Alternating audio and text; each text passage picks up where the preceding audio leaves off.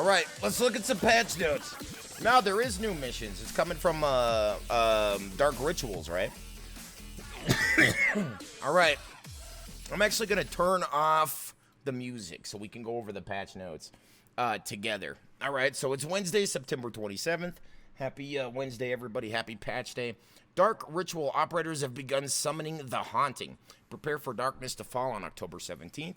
Get all the intel on our event in the recent blog. Stay tuned for more information on the events coming and the lead up to the event, basically. So here's important dates coming up today. Season 6.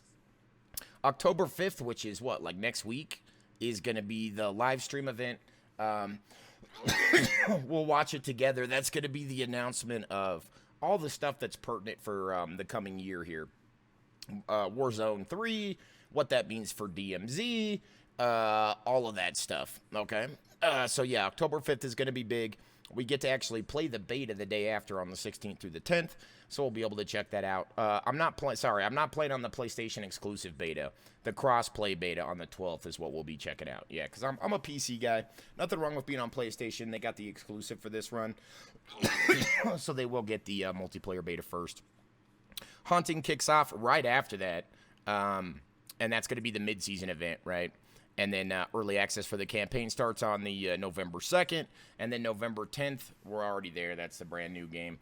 What I would expect is November 10th will launch Modern Warfare 3. And then around the 17th to the 20th is going to be Warzone 3 / whatever's going on with DMZ and all that stuff. We'll usually launch like a week later if they do it like they did last time. All right, the new Battle Pass, we get Spawn. 3 new weapons, 10 terrifying new operator skins with Black Cell variants, new weapon blueprints, creepy vehicle skins, and Deep Dive in Season 6 is here. The Black Cell, apparently it's not working on Steam. I don't think mine's working either.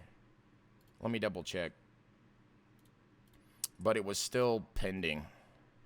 It was just like, yeah, it didn't like grab it, so that's weird.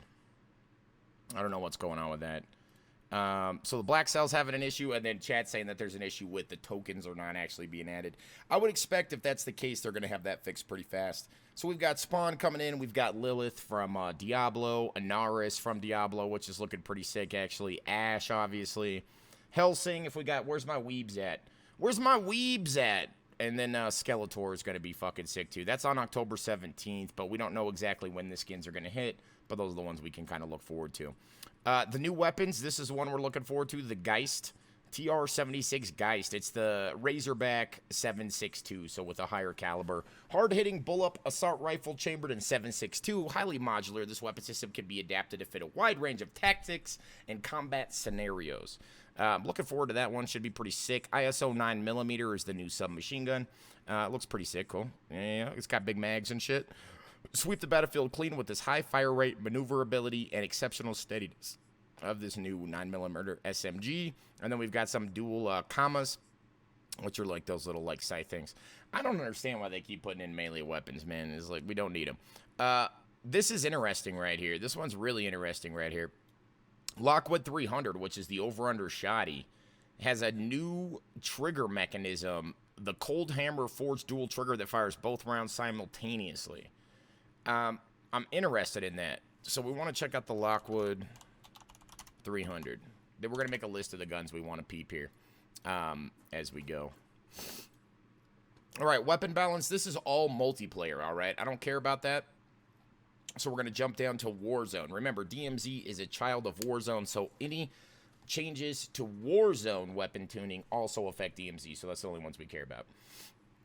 I saw that. Yeah, it's interesting. Assault rifles. The Chimichanga, lower torso damage multiplier increase, so the Kimi always feeling good. It's got a little bit of a boost there, so if you're shooting those leggies, you're going to get a little bit faster TTK. Advancer got an increase on the limbs. Advancer feeling pretty good already, so that should move that up into a nice spot. Chimera, and Advancer looking good going into the season here. ISO Hemlock took... I'm not surprised, man. The Hemlock just can't get out of a patch without getting nerfed. It's the 15-minute cooldown gun. Almost everybody drops this thing in DMZ. I don't know what that looks like in Warzone, but yeah, I mean, I could care less. I don't run the Hemi, but for my Hemi users out there, you are going to notice just a little bit less damage on the upper shots. Upper torso and neck damage has been decreased. Headshot still thumping on it, though, and that's really where it kind of shines. Cast off 7.62. This wasn't an issue in DMZ because it feels like sack against the AI. Very few people run the 7.62 in DMZ because of that. But it was very popular in Warzone, and that took a pretty heavy nerf back. Cast off 7.62 damage, close damage decreased. Close damage range increased, but everything else is another decrease. Head damage, neck damage, and upper torso all take a hit. Yeah, I don't know, man. I guess it was hitting too hard. Like I said, I really didn't like the way that it felt in DMZ. Close damage decreases. This is the M13B. Where's my M13B, fam? You guys took a pretty heavy hit here. I'm sure she's still going to fry, but I'm not really surprised. She was overperforming a hair. Close damage decreased, close range damage decreased, close mid damage decreased, and mid damage decreased. So that has nothing to do with hitboxes. That just took damage decreases across the board. So M13B, we'll check it out, but it definitely got beat up. M13C looking good, though, as it took increase on close and lower limb damage. M13C is kind of a floppy, high recoil gun. So a lot of times, even if you're shooting center mass, some of those bullets are flopping low. That might actually help the TTK on that quite a bit. M13C makes the list of guns we want to check out today.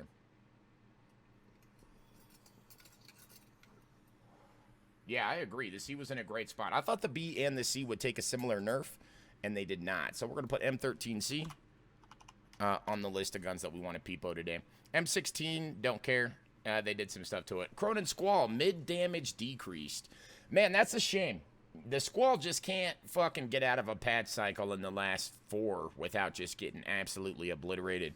If you're still using the Squall, be wary. You did take another damage decrease on it, but, you know, it still performs pretty well. I mean, that thing will still drop. F-Tac Recon, dude, our favorite gun, got increases for neck, torso, and limb damage. Very exciting. Lockman 7.62, they're trying to make this thing happen like fetch all the time. Close range damage increased, neck damage, torso, limb damage, all increased. SO14, same thing, man. It got a nice increase. The same increase, basically, that the Lockman 7.62 got. They might be worth checking out. We'll put them on the list. SO14. SO14 every season. We make an SO14, and we hate it, and we put it away. We'll check out the Lockman 7.62 as well.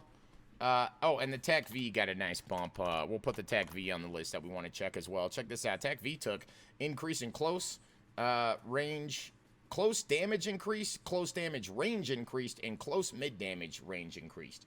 That should help a little bit. It's never really felt bad, like at those long shots. But if you have this thing out and somebody pushes you, it was kind of, that's where you really felt the burn on it, right? This might help that and might bring the TAC V back into a kind of a usable sitch again. We'll see. Feels great against the AI, right? So TAC V is always one we keep an eye on. A lot of handgun changes, kind of interesting. The Basilisk got buffed. So the Basilisk is the, like, revolver, and it took some pretty heavy nerfs because it had that snake shot, was just one-tapping people. And that broke Warzone especially pretty heavily, where it was like you had to run it. So it looks like they're just trying to bring that back up into being some kind of a usable weapon where it's not a broken piece of shit. So it got close, mid, far, and far damage increased. For the pistol enthusiasts, you know, it might be worth checking out. F-Tac Siege got a decrease. It got nerfed. Head damage multiplier decreased, and the lower torso damage multiplier decreased. Siege shoots so fast, though, I really don't expect that these changes will make that feel much different. The Magna got a decrease and increase.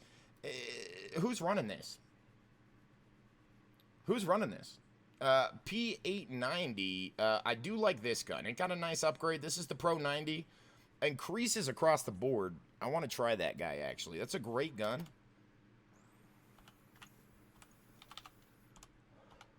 But it's just never hung the way we like. So I am interested in seeing what's going on with that. I like a revolver, man. You know what I mean? Or sorry, P890. I like or like a single fire pistol. I don't want dualies. I don't want any of that. I just want clean, good damage. So like this is a possibility. I want to see what the 890's got. X12.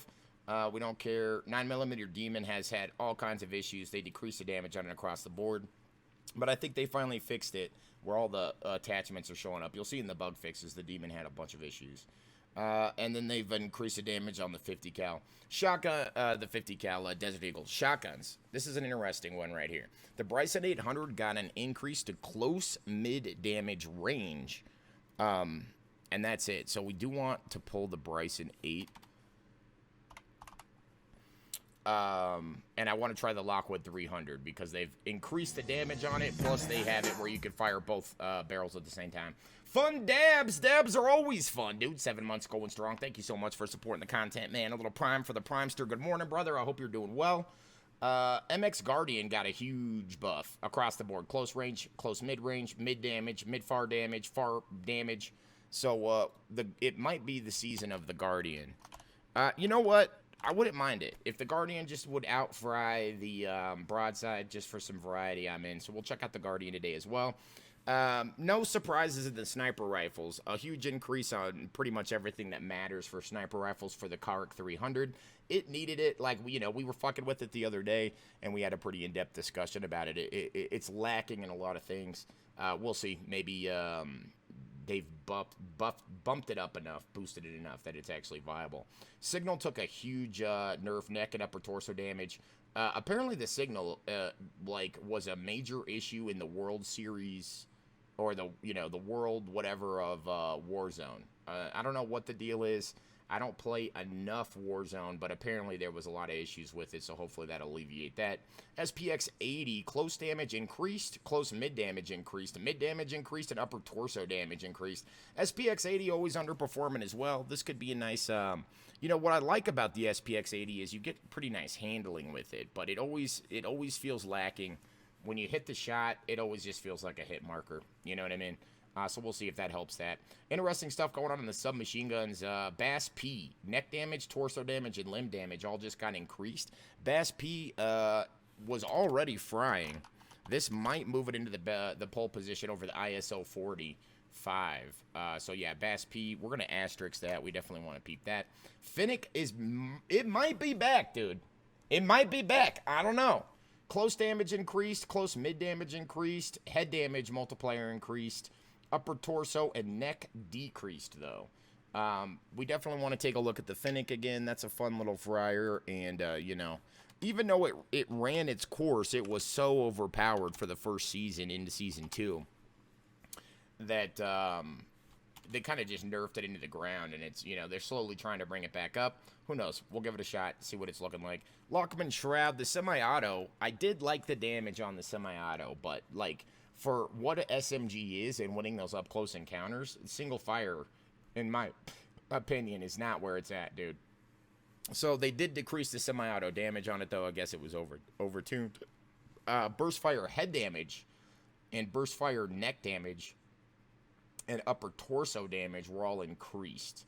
So it might, if it's doing more damage, it might feel better. So we'll peep it. Look at all these changes. We got a lot of guns to look at today. Holy fuck. Mini Bach got a buff to mid damage. I'm not a fan of this gun. I don't like the way. I don't like the recoil pattern on it. I don't like the way it feels. The rattle on it. And then MX9 again took a huge buff. They've buffed this almost every patch for the last 3 seasons. MX9 now neck, torso, and limb damage increased. Maybe. The MX9 is kind of a weird little gun, you know what I mean? They keep trying to kind of bring it into the meta. Nothing. They didn't touch the doof. Broadside untouched. Major buffs to the Guardian. So we might see a different version of the doof being a little bit more popular. Weapon bug fixes. Fix an issue causing the stat bars to occasionally display incorrect information when comparing weapons on attachments. Fix an issue with the Lockwood 300 that would cause it to deal inconsistent headshot damage. Fix an issue with some KV broadside and MX Guardian barrel attachments where they were not offering the correct stats. Final Prestige is going up to 1250. And this is the stuff you get for it. You get an operator, which is a very Milsim-esque operator. So I think people will be pretty stoked on that. And then you get some other bullshit. Global bug fixes. The Smoke Out Kid with the 55 months, bro. Great to see you, my man. This puff right here is for you. I hope you're doing well, my man. Thank you for supporting the content. Thank you for holding the sword, baby. And cheers, my dude. All right, fixed an issue where helicopters were taking higher damage than intended when stuck with a shock stick. I didn't know that, actually. Interesting. Fixed an issue where the player could be teleported outside the heavy chopper while it was moving. I don't think we ever saw that. Fixed an issue allowing dirt bike collision with water to not function as intended. Fixed an issue causing some operators to clip when in the MRAP. Fix an issue where menu titles could appear incorrectly when using the quick menu.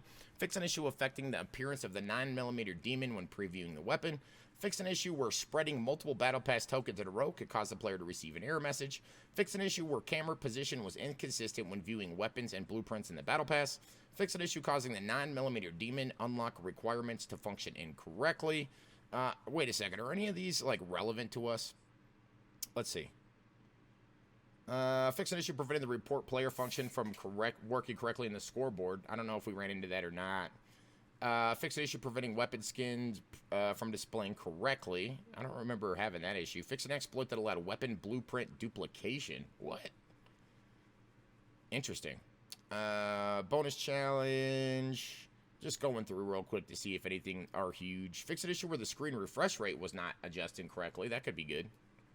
All right. Fix an issue where sounds would unintentionally delay over distance. Okay, I don't know if that would be hard to notice. Music fading out unintentionally, some war tracks, nothing too exciting. Fix an issue where AI gun screens would not function correctly on secondary weapons. What, the talkie ones? All right, so the season update is bigger than your normal updates. It includes all of Season 6 content as well as preparing for the upcoming Modern Warfare 3 beta. Interesting. This is multiplayer. If you play multiplayer, fucking sweet. Or like ranked Warzone, that's awesome. But you can look at those patch notes. I'll post them up in chat. They're also pinned in the Call of Duty channel in Discord. We're going to cruise on down. Here it is.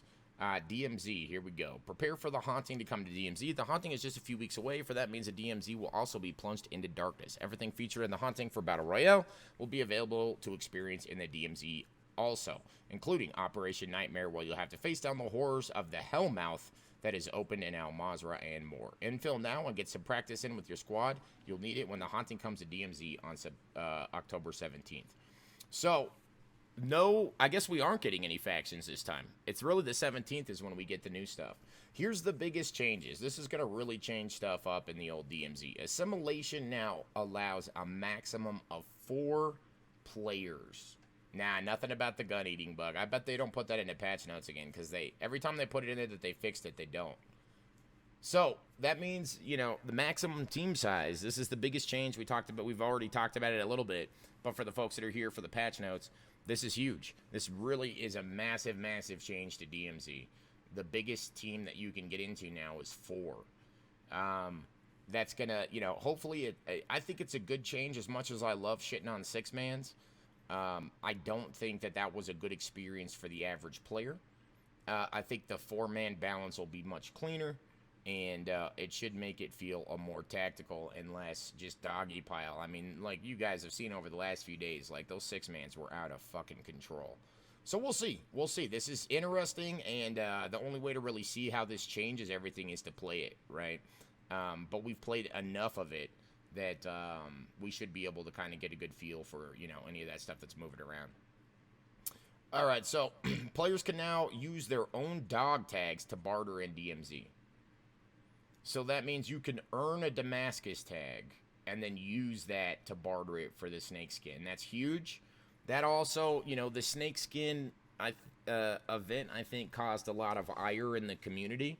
Because if you were looking for a Damascus tag, it did encourage basically just killing everybody that you saw, right?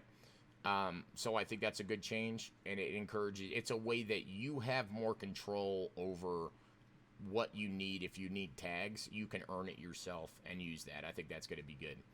Hostages could no longer be dropped on dirt bikes. I didn't even know you could do that, to be honest with you, so it doesn't really change anything for me. Hostages can now be extracted in drivable exfil helicopters.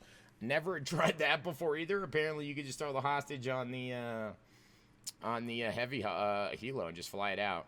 Reduce the frequency of kill streaks found in loot. This is big, fam. This is another big thing. Surviving a hunt squad contract now grants UAV immediately to the hunted squad. So if you hunt us and you don't fucking come after us, we now know exactly where you're at. So no more grabbing and just taking those off the map, right? If you do that, well, the team that you hunted is going to come and fucking rip your tits off. Yeah, I'm going to try that Lockwood. We're going to pull that out first. I'm interested in that. The double barrel sounds nasty. Survive. So there is a major, you know, outside of platoons, right? One of the other pain points in the DMZ has been the amount of kill streaks. You're able to acquire too many UAVs, advanced UAVs, airstrikes, mortar strikes. It's not good for the gameplay, and you're kind of forced to have to play that way. If you see UAVs, you buy them out, right? And you're constantly under a UAV, so it's the stealth vest becomes like a must-have, right? So this is going to be big. Hopefully they pull some kill streaks out. That's going to mean less just finding them in boxes. This is really where the big changes are. Everything got a huge increase. A UAV is $100,000 now, up from $12K, right? 100,000. So very rarely is a team buying out all the UAVs on a station unless they're stacked, right? There's going to be less UAVs available in the buy stations as well. Yep. Yeah, so that's going to be huge. But the prices have changed, and this was a needed thing because of the wallet. Things needed to be more expensive. Right, we've seen that. A lot of the tasks and everything that require money, you know. So, munitions box up for to 5K from 1,000. Nice. Gas mask from 2,000 to 35. Gas mask went up 1,500. Not a big deal. Medium backpack up 1,500. These are the big changes though, right? Large backpacks 50K now. 3-plate carriers 65K. That will make it a little bit harder to make skeleton keys. Not impossible, right? A little bit harder.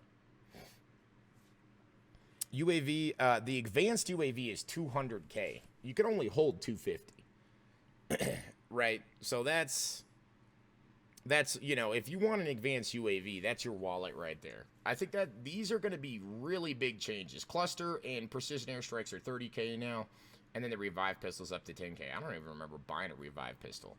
These changes right here, though, are the assimilation and then mixing up the kill streak should really adjust the pacing. And I'm interested to see what that's going to feel like. The bosses just became, yeah, because think of all the stuff you get off the bosses. Exactly. Guaranteed advanced UAV, that's 200K. You kill that boss. Yeah, exactly, right? There's a lot of facets these changes should affect across the board that I'm really interested in. Bug fixes. These are the DMZ specific ones. I'll read all these off because there's only a handful. Fix an issue that could cause the player to not receive event credit for running over enemies with the LTV. Okay. Fix an issue causing an incorrect crown faction unlock requirement. Fix an issue that showed unobtainable notes in the notes menu. Oh, we talked about that. They fixed that. Good. Fix an issue that allowed players to set custom weapon to contraband in certain situations. Fix an issue where hostile helicopters chasing the train would spawn without enemies. Never saw that. Interesting. Fix a number of faction mission descriptions. Fix an issue where the signal intelligence contract could target phones in locked spaces. Thank you. Fix an issue where pinging hostages would activate an incorrect voice line. Fix an issue where some phalanx missions were not properly allowing players to progress other squad mates' missions. That's good. Fix an issue that sometimes allowed players to carry a primary weapon while holding a hostage. Ooh, I never had that bug. That would have been nice. Fixed a number of inconsistent buy station prices. Interesting. I don't remember ever seeing that either. That is disappointing, though, that we are not getting any new missions or anything. You know what I mean?